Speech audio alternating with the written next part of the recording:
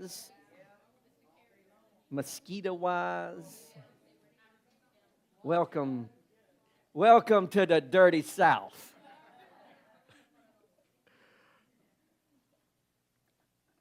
Where would you want to live anywhere else than the dirty South?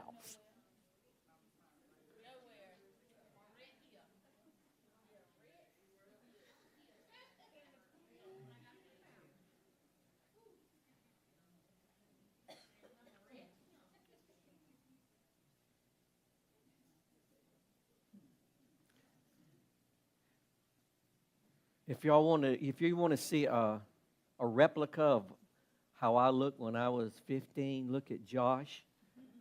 I was his height, had his looks, same color, everything. You look at, that's how I looked when I was 15.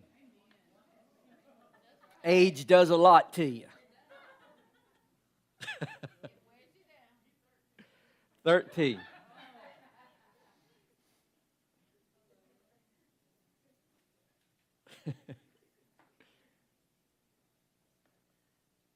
Now, you know he hurt his knee in the last month.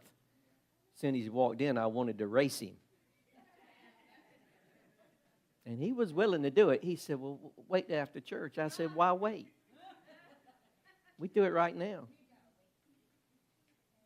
The results are the same. I win.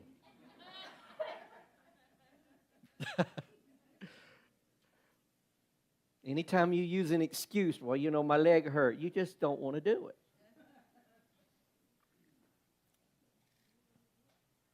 So good to see you. I am glad to be here. Glad to be here with my wife. She's my wife, my mistress, my lover, my friend, my partner, my dancer, my supporter, my encourager. I mean, she all the above. There's no multiple choice. I don't have to select. It's already selected.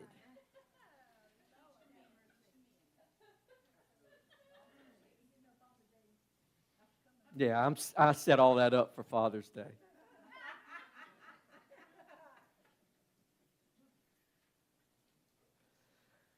The trap. Y'all know what a trap is? Here's the trap. Lord gave me this yesterday or last night when I was working. When your gratitude becomes your grind. When your gratitude becomes a grind. We all know what grind is. We can become so grateful for an open door or so grateful for an opportunity that you work yourself into the ground trying to prove you deserve it. Come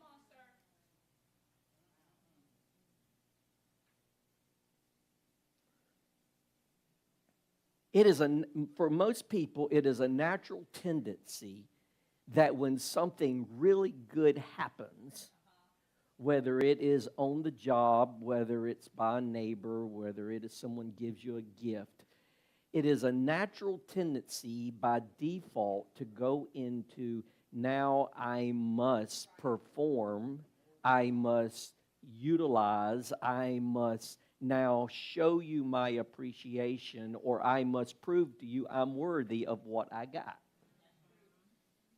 If you get a job promotion and they move you from the line to a supervisory job, you know, here's an old saying, if I can just get my foot in the door, I will prove to you it was to your advantage. And see, that can bleed over into our relationship and faith, because when God blesses us, we now have to prove we're worthy of His blessing. We have to prove we are a good candidate of His favor. And see, you already are in a losing category, because He's always going to outdo you in His goodness, because you can never work to reach any. Everything He does is undeserving. Because we recognize we don't meet the standard in our natural selves, and we know what our thoughts are and our actions are and our unspoken conversations with people. You have those, don't you? When you drive, those unspoken comments, the horn, you better be glad there's a horn, because your mouth would say things it shouldn't say. Your hands would do more than wave. So really, you didn't realize the horn was created prophetically to keep you in check. It was a precursor to preventing road rage. I had a good horn blowing event this week. So I'm riding down South College. I'm headed toward. I'll share more about my life. It is an unveiling. So I'm going down South College toward Oleander. And you know, it's the craziest turning process to get into Jimbo's. Especially if you're coming from the north, going southbound. You almost have to turn in the straight lane. You almost have to turn. So people will drive, because there's a little medium, they will drive right to the end of the medium and stop and try to turn. So that's a very, very tough area. Well, I'm going northbound. And the traffic, in the middle of the day, the traffic is tough. Well, this individual decides to turn to go into Jimbo's in front of me. I'm fine with that. I guess he did not approve of my speed of approach. He thought maybe I was coming a little too fast. He didn't like it, so he stops blocking both lanes and just does me like that. And I do like this. And we sit there for a minute. I'm blowing the horn nonstop. And he's sitting there. Nonstop. For a minute. How long you want to stay? 5, 10? I'm fine. I'm good. My horn works fine. I know I'm elevating his blood pressure. But I'm smiling. And he has stopped. Why would he do that? What kind of my pleasing personality? So I love the horn. It does so much for me. And finally, he decides slowly to pull on in the Jimbos. And I still didn't let off the horn until I got to the light. I wanted him to hear me when I passed.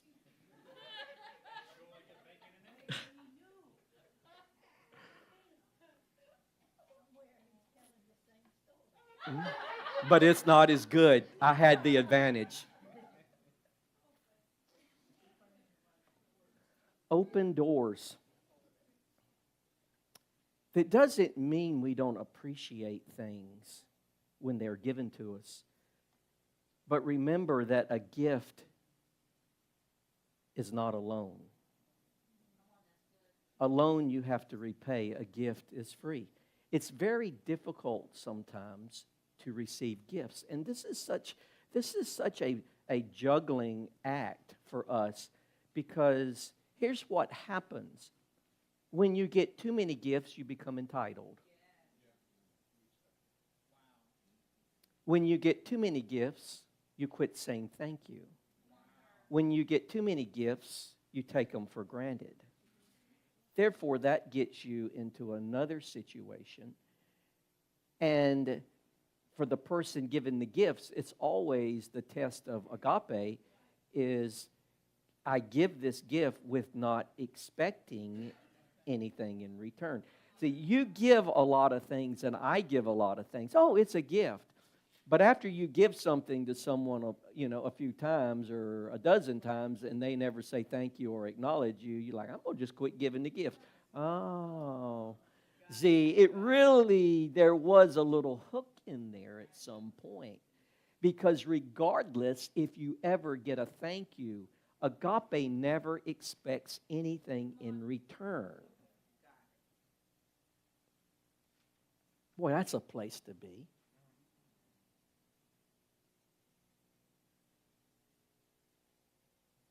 When I am in the intensity of my driving in traffic, and I want to be agape for a moment, and I decide to let you know that I'm in control, to let you get in front of me because you're stuck in this line of traffic. And you do not have the kindness to say, thank you. I realized that wasn't agape right then, because you could at least waved at me. You could say, thank you, thank you. Yeah, you could do something. I let you in. I let you get in front of my 2-second ahead. We even want people to acknowledge I let you in. Come on, we do. I get a little, I know this is about me, isn't it? I'm revealing to you me so you can have a mirror to really see yourself. It's like when you go in front of Sam's or Costco or whatever, pedestrians have the right of way. And I get it. And I want you to have the right of way. I just want you to acknowledge I can run over you.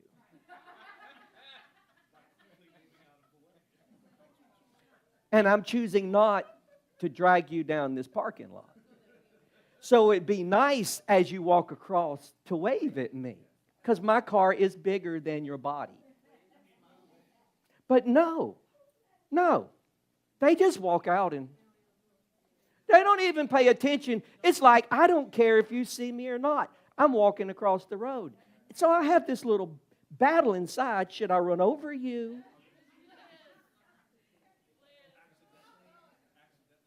Y'all never want to run over anybody? I'm sorry, I do want to run over people sometimes. I don't. That's called discipline. It's called self-control. It's fruit of the Spirit. I'm growing. I sit here and say, I could have ran over you, but I didn't. See, Lord, I'm growing in fruit of the Spirit.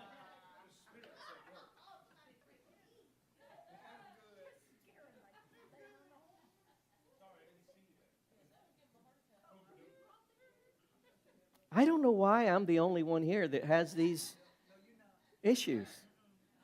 See, you're in denial and I'm being honest.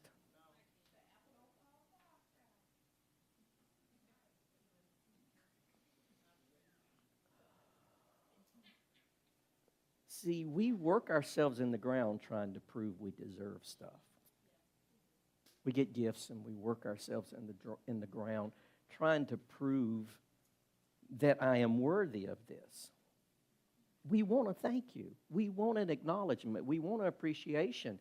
And I do believe it is the polite and courteous thing to do, but also with agape, it really should be a lack of expectation that if I don't, that I don't say, you undeserving person.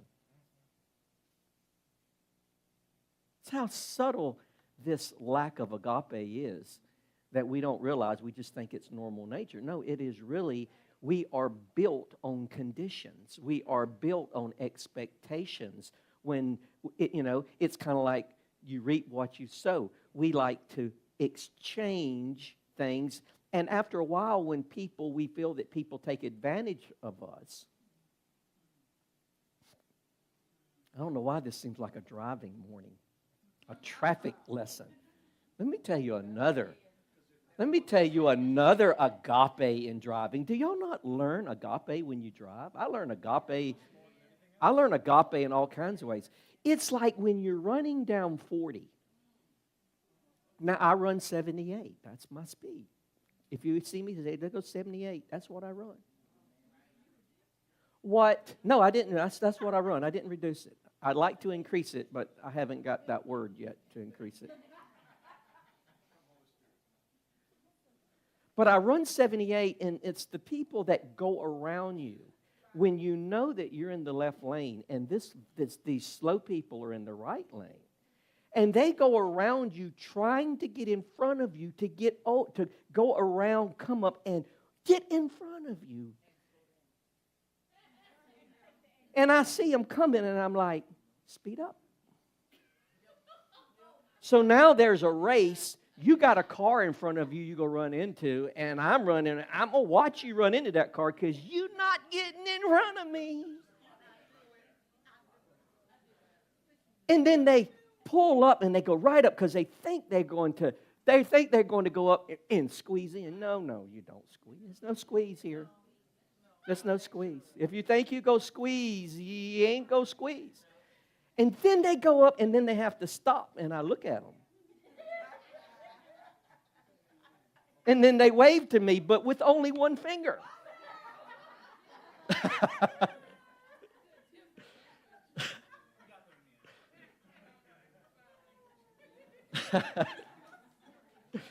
I get a lot of one-finger waves. I don't know. I don't know about you. I'm trying to operate in agape. I am not giving you the one-finger wave. I am five-finger wave. But I don't get reciprocated a lot what I give.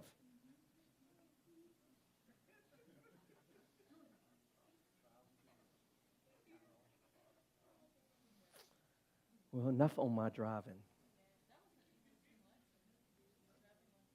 But then agape will kick in and say, let them in front. Slow up. What's the big deal? Well, it's a big deal.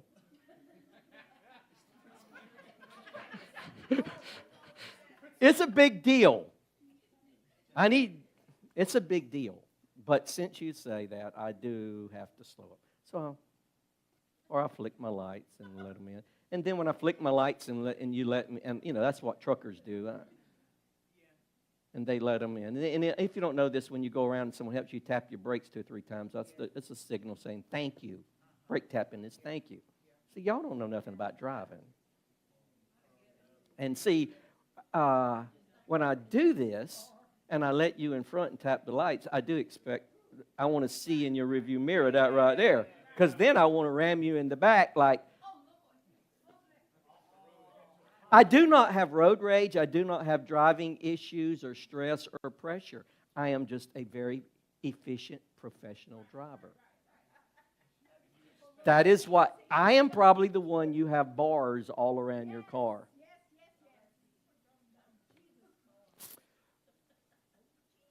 See, some of us are burning out because of answered prayers. Did y'all catch it? You burn out because your prayer got answered. Because once your prayer got answered, then you got to prove you deserve the answer.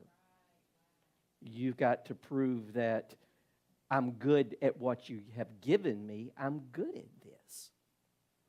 So we say, thank you, God. When God gives us something, we say thank you. But inside we're saying, now I got to prove I deserve it. We do have to be a good steward of it, but don't we over-steward? Then that thing that was a blessing, our gratitude becomes a grind because now it's work and obligation because I have to prove to God I was worthy of this answered prayer.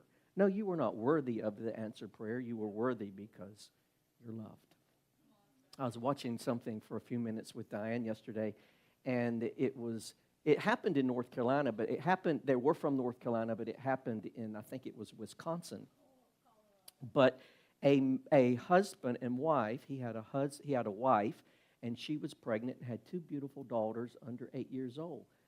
Well, he was in an affair, but he ended up murdering his wife who was pregnant and his 2 daughters. It's really a fascinating story, a documentary. It's really fascinating. But this is what caught me. The mom stood, he was being sentenced, and he's life in prison without parole. And his mom said, she was reading her statement, and she says, we don't know why you did this, but I want you to know we love you and I forgive you. You've killed all my grandkids. And you've made a decision to go. But the little story, in fact, I took a picture of it because I want to go back and listen to that thing. But she says, I love you and I forgive you. Now, and you'd have to hear how he killed them all and how the children begged, are you going to do that to me, Daddy, what you did to my sister? And then I wonder, how did we get to this place? And guess what? It led me into a teaching, and I'm not at liberty to give because I'm still in the making of it. But forgiveness and deserving, was he deserving of love and forgiveness? I mean, was he really deserving? I mean, a pregnant mom, two beautiful kids. Oh, listen to this. I'm just talking here with agape and how all this works and how it relates to God. This was his story. It was an unexpected situation that caused him to murder his wife, but this is what he said.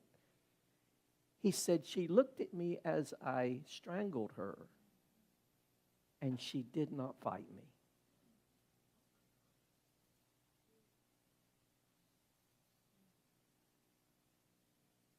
And my thought is, not that you shouldn't fight if someone's strangling you. What I'm saying is, when we are in agape, we don't fight our enemy. Agape will win. Now, don't take that out of context, what I'm saying. If you try to strangle me, I'm going to bite you. I'm not.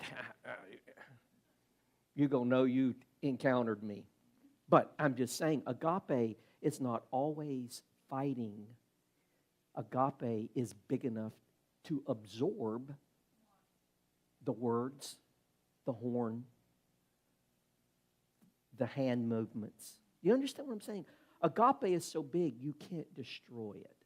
Now, I don't know if that was his side, but it just give me pictures of how God, I've told you sometimes you get so angry. It's okay to cuss God. And you say, oh, I wouldn't cuss God. Listen, your cuss word will not. He has a bigger devil than a cuss word to deal with. Okay? I mean, if you had children, I'm sure your children, not always, but some children has told you they hated you and you were mean and all that. You got over that, right? Okay? And threatened to run away. We all have been a Jonah before, right? You ran away. You ran into a relationship you shouldn't run into. You ran into a marriage you shouldn't have ran into. I mean, you got into a partnership you shouldn't have got into. You bought something you shouldn't have bought. Okay? So when God blesses us, you don't have to go into work mode to show him you appreciate it. But see, we say, thank you, God. Now I'll show you I'm worth it. That's performance.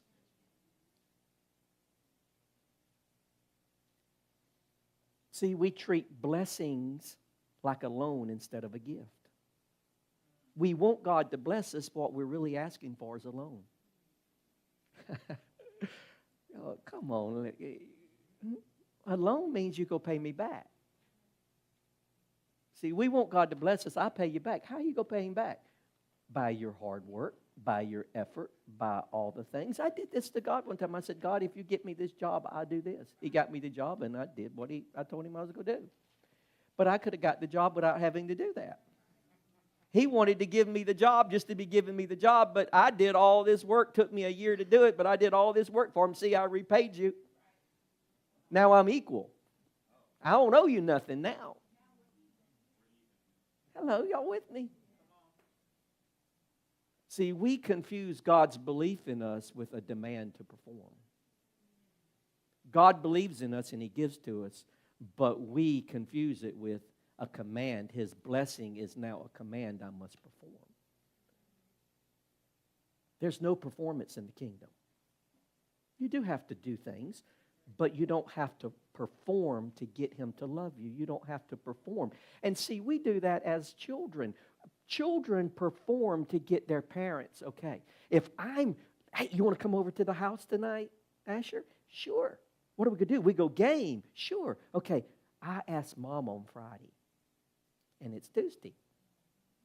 So I'm going to be good and take out the trash on Tuesday. I'm going to make my bed on Wednesday. I am going to cut the grass on Thursday. And then on Friday, hey, can I go over to Tommy's and game? No, not tonight. I took out the trash and I cut the grass and...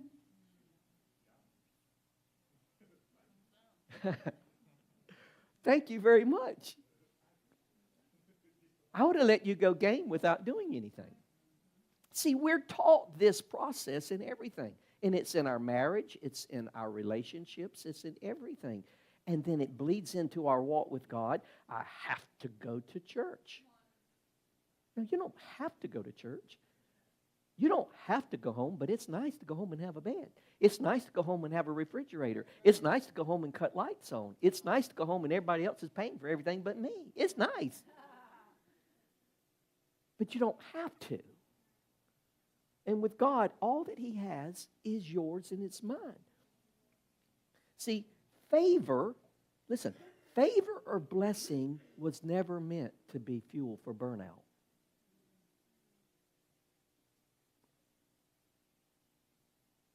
I've had burnout once in my life. It was in 2016. You remember the story? And the burnout came from religion. Because religion is performance. Religion is crossing the I's and dotting the T's and slashing the Q's and everything else. But me coming into my identity, Diane and I were talking last night, me coming into my identity, I see so much, feel so much that I'm just fast paced. So let me tell you a funny story. I sent out the text updating, telling you about where the book was. And even though that says, wow, it's real close, I'm just telling you, there's so much goes. It's more than that. This book is going to have, working on videos now, this book is going to have QR codes on each chapter that you can just scan the QR code and it takes you to a video that I'm giving a summary on each chapter. It's very interactive. I've done some research. I don't even know if there's a book out there like this. I'm doing a book series thing that I don't know if it's ever been done. Pretty exciting. I'm not going to say that. It's going to sell a lot of copies, but it's very interactive because I'm an interactive person. But here's a story of how you can not realize burnout. So I was talking, had several meetings this week, and I was talking once about where the book was in editing. It's in format now to be able to be put in print and all that. But the editing aspect is done. And I'm like a plane. I don't have to sit with you. I just need touch and go. Honestly. I don't need 20 minutes with you, but like a plane, they just touch and go. I have to have touch and go. Touch and goes are big for me. It keeps me grounded and in contact. A lack of touch and goes, I start feeling like a string's cut. Does that make sense? But I was telling Diane this, and this is so funny. This individual told me, said, do you realize what you have going on in your life? I said, oh, yeah, I realize what's going on in my life. They said, it takes me, when I start working on your stuff, it takes me 20 minutes just to find out where to start. I have over 2,000 sheets of paper from you on my desk. 2,000 sheets of paper for one project. The book's only 200-something pages. How you have 2,000 pages?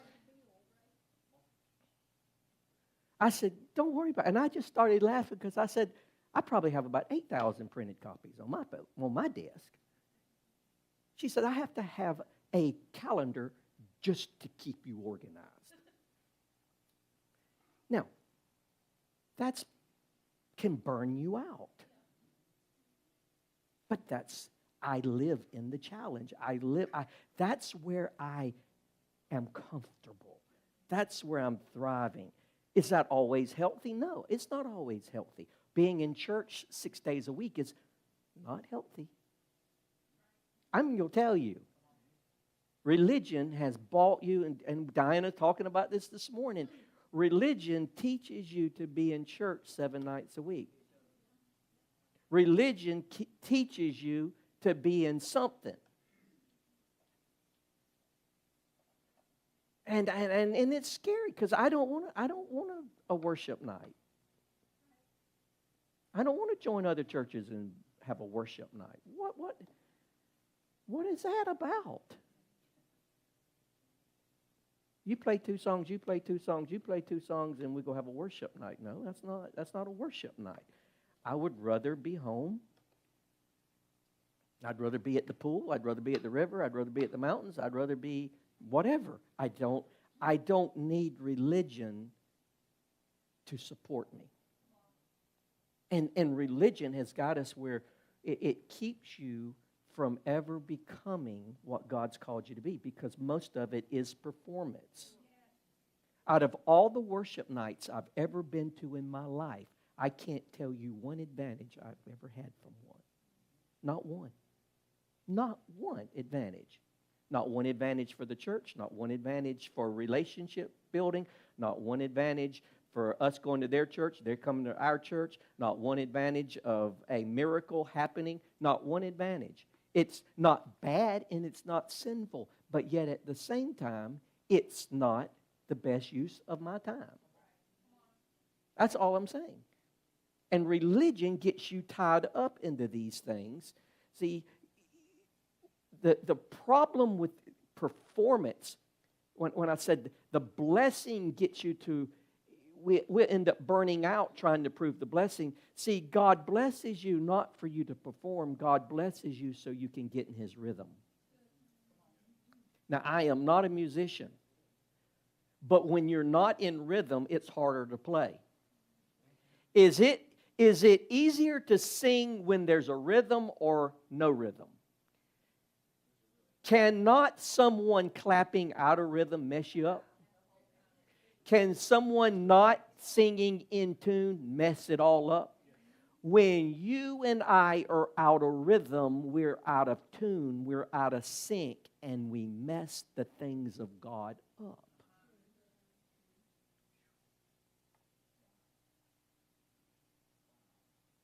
Effort and performance is not rhythm. You ever see the countries when they're doing their military parades and everybody is in step? Or you see somebody and there's someone that is off just a little bit and you catch that person's off? When we are performing to get God's approval, performing to get others' approval, we don't realize we're out of sync, out of rhythm, and it doesn't flow. God wants you in rhythm, not in performance. Is this helping you? It's really important because you get so caught up in your own effort and performance that you can think you're playing in tune and you're out of tune. And I believe that many of our encounters and our walk with God and our blessings, it is out of rhythm and not in sync. So let's anchor this down. Luke 10:41 and 42 in the Amplified. Luke 10:41 and 42. You know the story of Mary and Martha. You know the story of Michelet. You know the story of Amanda. You know the story of Bertha. But the Lord replied to him saying, Greg. The Lord replied to her saying, Lisa June, you are anxious and troubled about many things.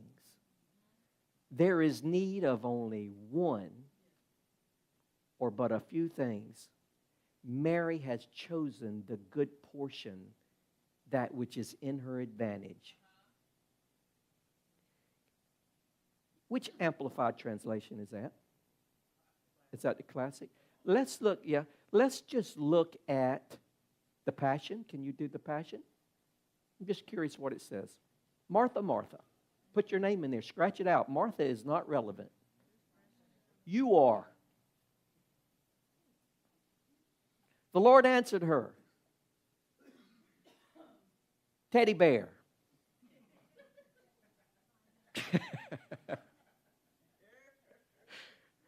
For the inside joke, that's Brian, DJ Green, Teddy bear.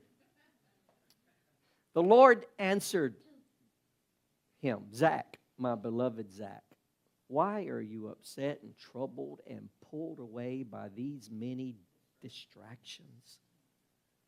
Are they really that important? Mary has discovered the one thing most important by choosing to sit. Sit is rest.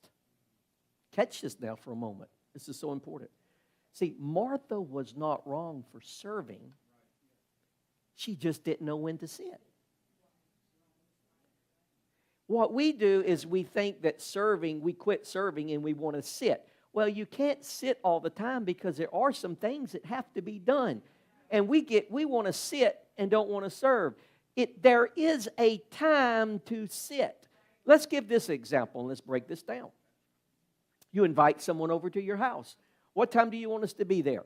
Be here at 6:30. You get there at 6:30 and you walk in and they're still cooking and working. You walk right into the midst of work. What comes out of your mouth? Is there anything I can help you do?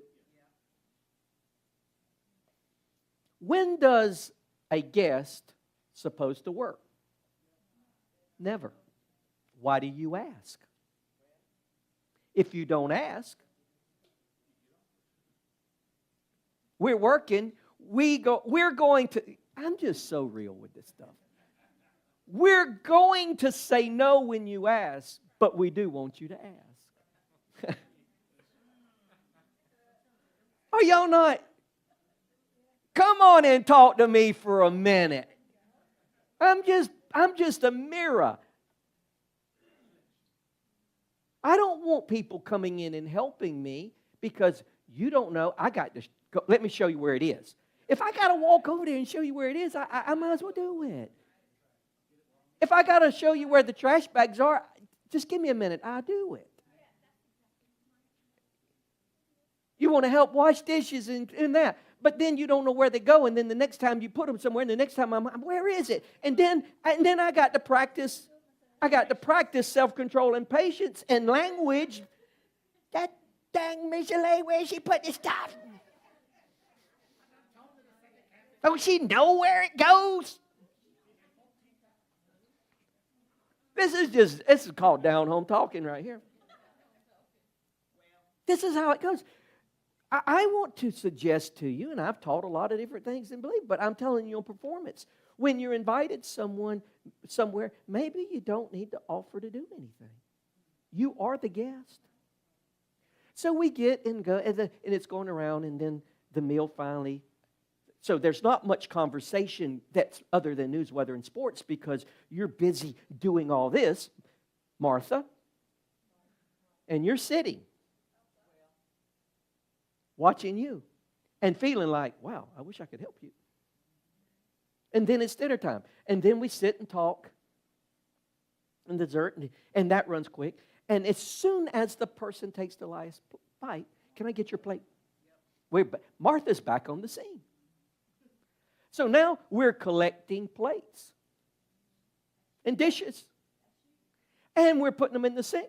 And we're rinsing them and putting them in the dishwasher. And we're rinsing them.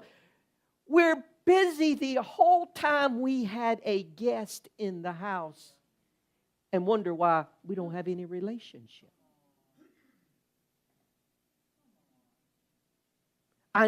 We don't like for the dishes to be sitting there. We don't like for the mess. We don't like. See, you can be so comfortable in things that you make other people uncomfortable. There comes a time If you're inviting someone to your house, they are the center of attention.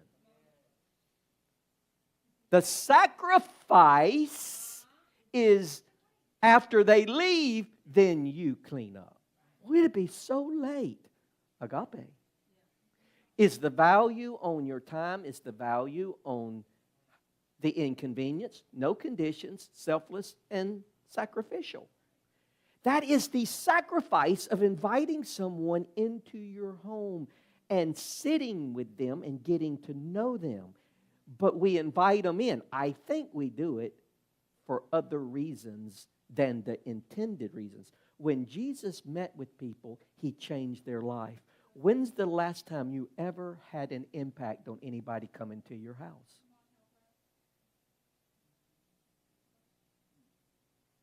Oh, you had a good snack.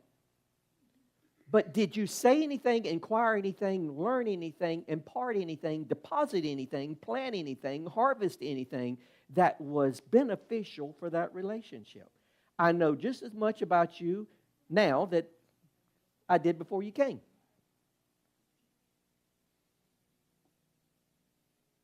But see this performance, and this is everywhere we go, and it's in our relationships so deep that it's very hard to get out.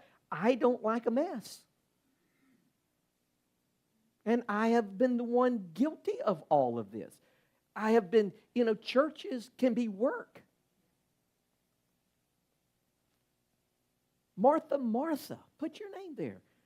You are worried and bothered and anxious about so many things, but only one thing is necessary. What was Martha doing? She was trying to pay back Jesus for His presence.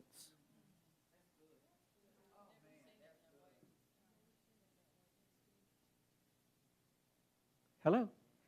She was trying to pay back Jesus' presence being in her house by serving Him instead of honoring Him by sitting. Which is the biggest honor? Your service or your sitting?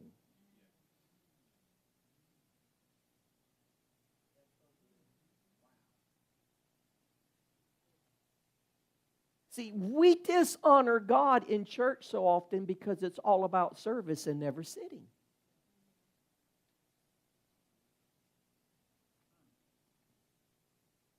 Just being in your presence. Just being in your presence. See, if Mary was honoring Jesus by just sitting, mesmerized. Zacchaeus honored when Jesus came to his house. I mean, the king came to his house. We don't see people that come to our house as the value that they are. We don't see their gold, we see their dirt. We don't see their gold, we see this as a cultural invitation. This is a neighborly thing to do. And when people offer us something, no, that's okay. Sometimes you just need to take stuff not because you need it or don't need it, just because it's about building relationship. That's their language to give you something, and when you refuse it, you shut down their language.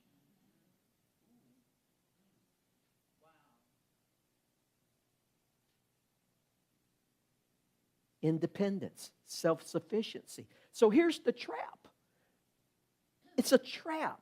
Everybody say trap. It catches things. There's bait in it. So the trap is you can be so grateful for the open door that you run yourself into the ground by trying to prove you deserve it. That is the trap that affects everything in your life, every relationship. You need to prove something. You need to, and there sometimes there's things that you do that you need to prove to yourself that you can do it. You can build such a level of confidence that when you go into stuff, you know you're going to do a good job when you do it. If you don't have a level of confidence, you go into things, well, I think I can, I know I can. You could go into it knowing you go do the best you can. I never expect failure in things that I do. Now, I don't know how exactly it's going to turn out, but I know it's going to be better than where it currently is. So that is an improvement. But it's not going to be worse. If I thought it was going to be worse, I wouldn't even start the project. You need to do some Google. Watch a Google video for you, like Google videos. So when you try to prove yourself, listen, this is so big. When we try to prove ourselves, we over-deliver. You can over-deliver in a negative way. You're just doing too much. You never rest. Now, you have to define what rest is. Okay? You have to define that. And 3, you stop hearing because you're always hustling to be heard or to be seen. See, Mary, serving makes you seen. Some people want to be seen. Some people want to be heard. Some people want to be center of attention instead of just sitting. And I am the first to admit to you, there are people that never serve. And I'm glad that it's not on the road because I would blow the horn.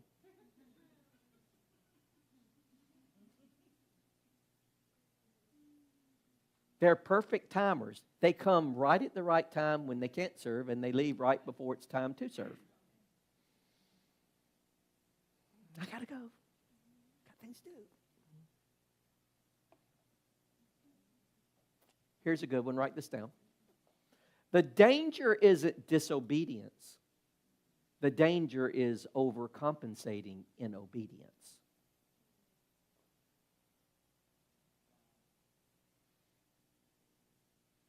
Your brain thinks, doesn't it? You have to, wait a minute.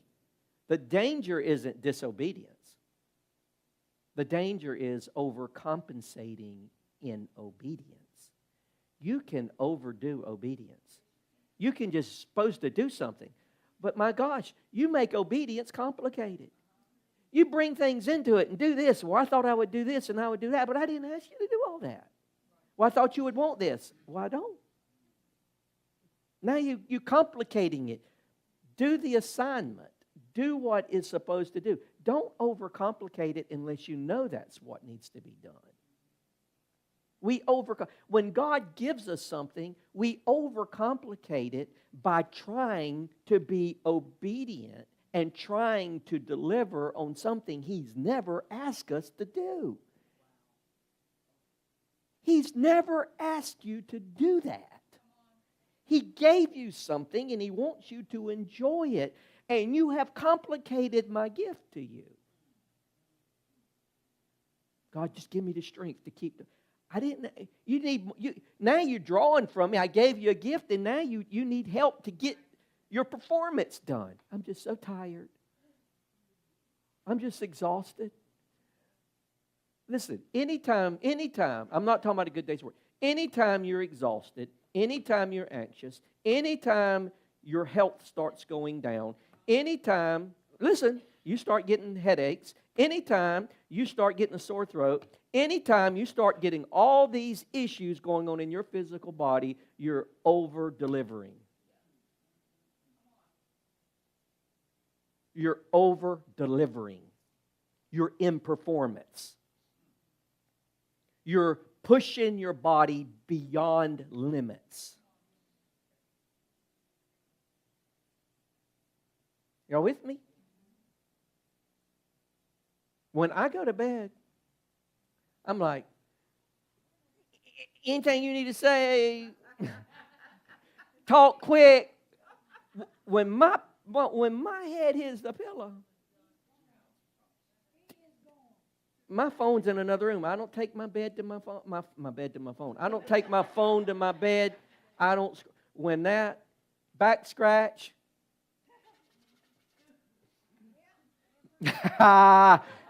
Boy, I love my bed. I love going to bed. I sleep. 60, what is it? 68 degrees. Woo. Woo. Fresh sheets, crisp sheets. Why don't mess with me? I'll wake up the next morning. I have a good bladder. Nothing wakes me up in the night. I don't get up 3 and 4 times. I don't have insomnia. Nothing. Good night. I don't count sheep. They count me.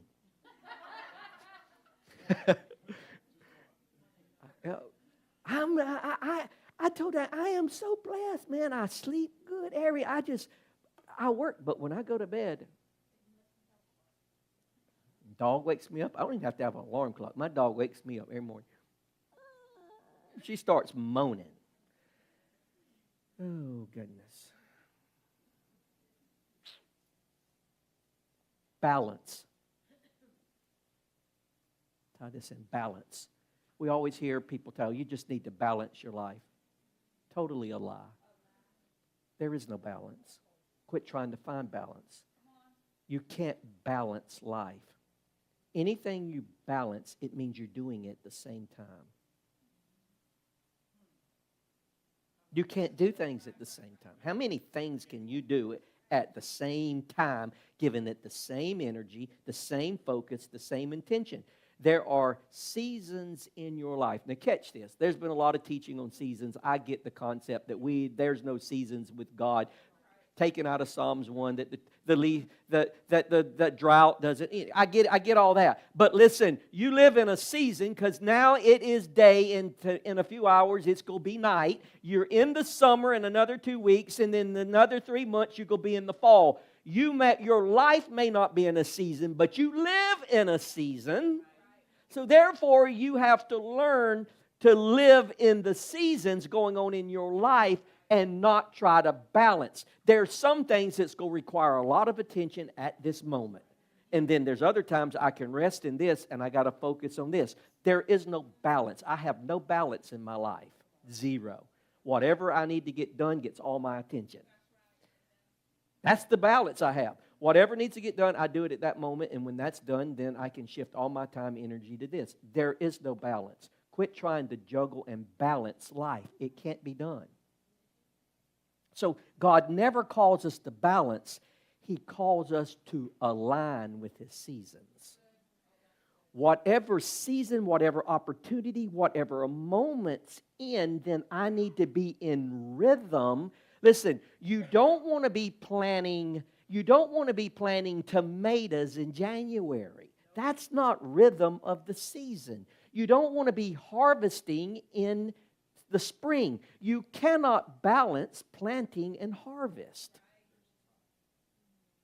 When it's planting, I focus on planting. I break up the ground. I get fertilizer. I cultivate. I weed. Whatever needs to be done to plant. All my attention is on planting. And then I only have to inspect and watch the planting. But now when harvest comes, it doesn't matter what goes on. My whole focus is on harvest.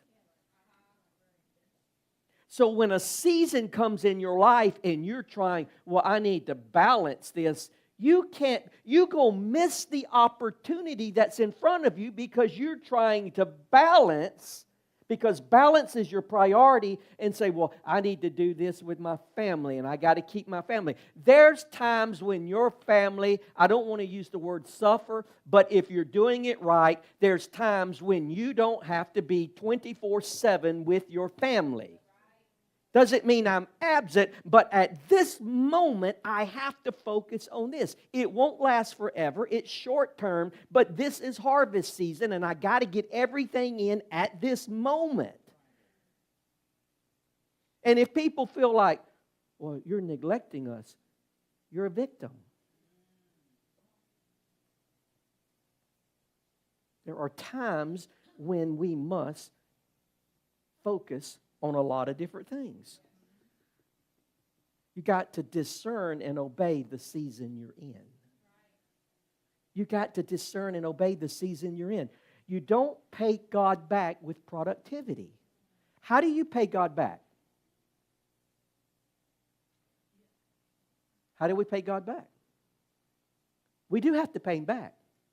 It's not required, but it's the best way to pay Him back. You pay God back with presence. Not productivity. Hello. You paying back. Mary paid God back with presents. Martha tried to pay God back with serving. And which was he more excited about? The presents. You pay God back with presents. You don't pay God back with reading the Bible. You pay God back with presents in the embodiment of the Bible. See, listen, religion tells you to read the Bible. God never told you to read the Bible. He told you to become the Bible. See, we focus on intellectual. There's a lot of people in this room. You love intellectual, but you've never embodied the intellectual material and content you have. See, having stuff in your head is not embodiment. It is not incarnation. It is not being able, and get this, I don't care what you can talk about. Show me you can do it. Well, did you know so-and-so said, and I read this, and this book says this? Who cares what the book says? Everybody has access to that. Can you do it? Can you do it? Can you live it? Can you demonstrate it? You can know the definition of agape, but can you do it? Can you be it? You know what the 5 envelopes of Dave Ramsey are, but do you have the 5 envelopes of Dave Ramsey operating in your life? You know you should save, but are you saving? You know you should do this, but are you doing it? What you fail to do, you're not. And the church is full of everybody that knows what the Bible says, but very few people are embodiment of the Bible. So it's not reading the Bible, it's sitting with that Bible. Remember the sit? What is it? Sit? Say it? Sit in it. You sit in it until it starts taking root in you. See, your message must carry weight, not words. Your influence must carry weight, not just words. Your teaching must be something you are, not something you're talking about. Rhythm carries rest, not just results. Results is not rest. Did y'all get that? Results is not rest. God doesn't, write this down, God doesn't give you an open door to see how busy you can get. God doesn't give you a blessing to see how busy you can get. God doesn't give you a method to see how busy you can get. He gives you an open door to see if you will become who it was made for. Did y'all get that? See, God gives you a blessing so you can become something, not do something.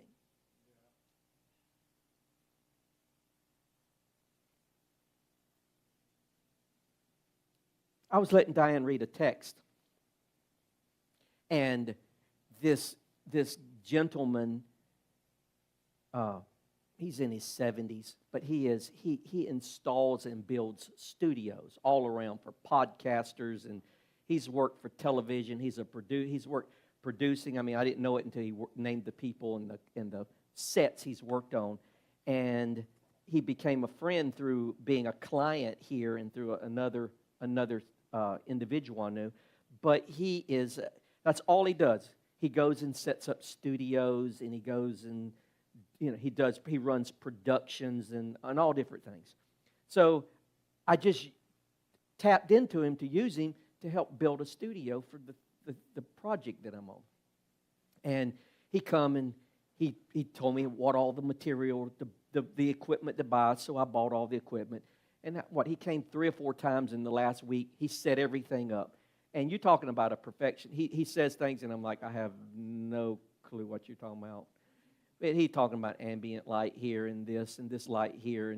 And he comes and he looks at all the peaks and makes sure there's no not disruption, but distortion in the voice. And I mean, this is his wheelhouse. I mean, And when you go set up, so yesterday I was here doing some recording. He said, I'm coming by. So he come by to check all the peaks, and he's working on backgrounds. And then he sent me a text last night, and he said, I don't know exactly how I said it, but he sent me a text. He said, I am so excited about this endeavor you're on. He said, I'm really excited. I know you're going to do excellent, because he's been getting some of my recordings and playing with them and seeing it. Because it's being filmed in 4K. I mean, he's just phenomenal at what he does. And he says, I've decided that I am not going to charge you, and I will edit all your videos, all your material, and do everything for you for no charge. And he said, when you start making money, he says, we'll talk about a payment, but until then, you can do some stuff to my cars. But he said, I do all your video editing. I mean, you're talking hundreds and thousands of dollars. You know? And I'm like, I don't have to perform for this blessing. I just have to be. God's opened a door. I just become what God wants me to be in this open door of opportunity. I don't have to repay Him. I don't have to okay, now I need to do this. I'm not obligated. He offered. Now, I need to honor that, respect that, but at the same time, not abuse it, not misuse it. But at the same time, God is saying, I'm opening this favor over you for this situation to take pressure off you, physical, mental, and financial, so you can be what I've called you to be in this moment, instead of you being, okay. See, this is how you got to recognize when you're operating where God wants you to be. He opens the doors so you can get bigger in that area without having to produce.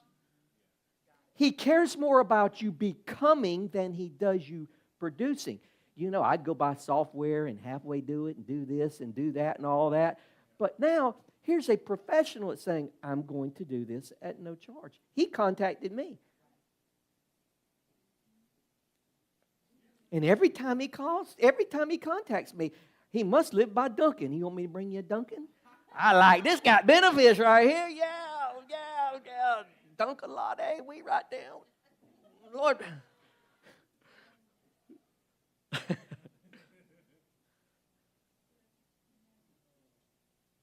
See, God didn't bless you to see how fast you can run. He blessed you to see how deep you can trust Him. You can run without trusting. Don't repay grace with grind.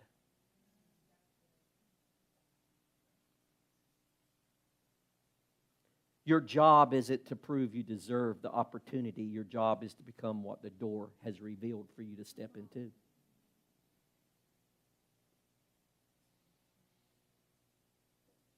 You've already earned the right to rest in rhythm.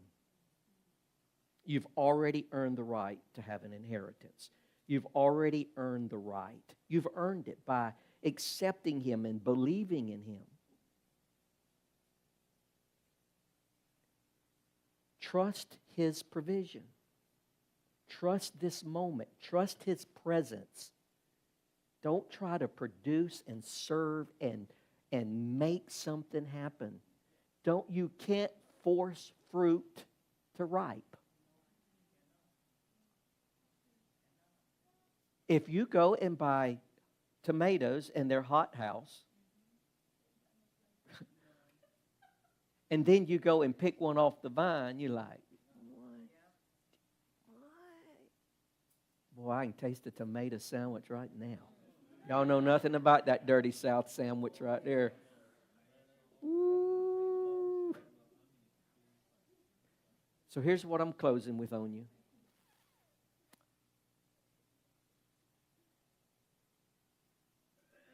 What have you been running, performing, and grinding on? Not out of rebellion. What have you been overperforming, overrunning, overgrinding out of fear you'll lose what has been freely given to you? God's given you. He's freely given to you. What are you running What are you forcing? What are you pushing? He has not called you to a hustle. He's not called you to a grind. You're being called, you were saved to host His presence and to become like Him and to enjoy what's already yours. It's already yours. It's already yours. Just say, it's already mine. You may not find yourself in the grind. You may not find yourself overperforming, trying to be super productive. I want to tell you, you've got to learn to rest and to want to be in His presence. My takeaway to you today is whatever you're doing, you don't need more information. You need the embodiment of the information you have.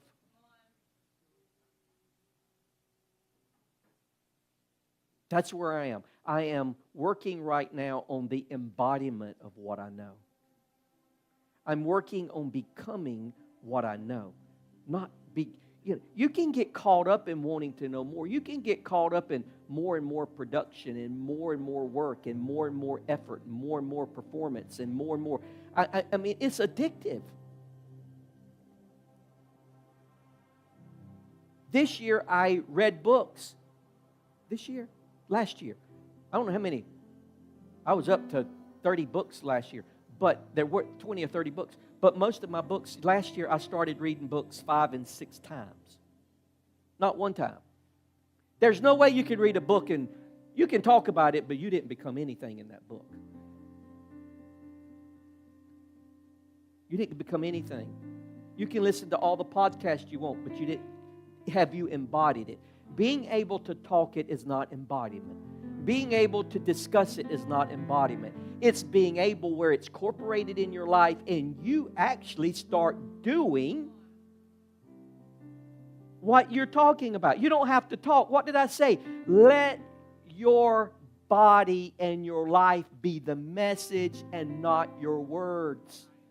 Your words, my content is not my message. How I live my life and what I do is my message. And we get enamored by people's message. Man, that's good. That's a good message. But a content don't change you. It's like passing fruit around. I don't want to pass fruit around. I want to eat the fruit. I want to ingest the fruit. I want to digest the fruit. I want to assimilate the fruit. I want it to go into my blood and my body and give me energy and strength and health. And see, it says that the Word of God is medicine, but we just pass the Word and never let it become indwelt in us. It says, let the Word of God richly dwell in us.